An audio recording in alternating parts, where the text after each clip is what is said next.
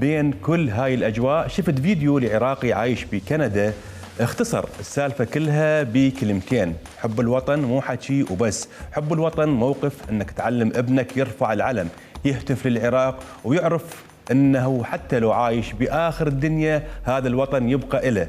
خلونا نشوف هذا الموقف الانساني الوطني. ما يطلع مكتوب يا عراق شيئين طلعنا بيهم بفخر واقولها بحيل صدر.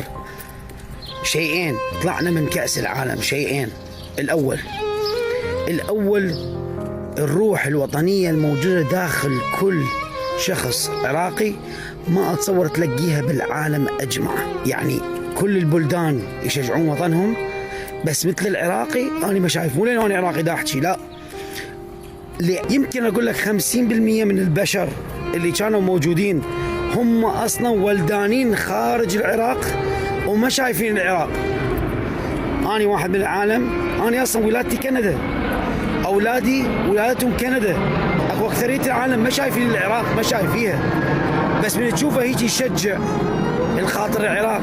هاي بالدم، هاي ما تجي غير شكل. جارانتي بالدي ان اي مالتنا، بالدي ان اي مالتنا يطلع مكتوب يا عراق. هذا أنا الفخور به، وطلعنا بهاي الشغلتين فقط. البقية كلها نعوف على صفحة لعبة الطوبة وكلها نعوف على صفحة، بس هاي الوطنية الموجودة بشعبنا وين ما يكون. والكرة القدم توحد العالم كلها، ما له دخل الديانات والأعراق وكلها. شوف مبارحة العالم تقمز، المسيحي والمسلم والصبي واليزيدي والكردي ومن بغداد ومن الجنوب ومن الشمال، كلها لأجل العراق.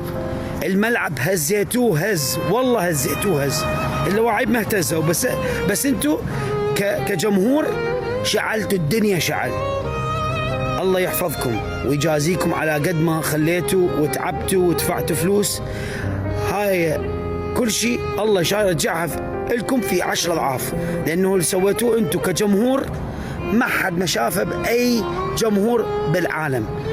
نهايتها ونشوفكم على خير. أنا وياكم فادي من تورنتو كندا، إن شاء الله نلاقيكم بمكانات أخرى، بلعبات أخرى، بأي شيء. المهم نتجمع على الخير وعلى المحبة. مع السلامة.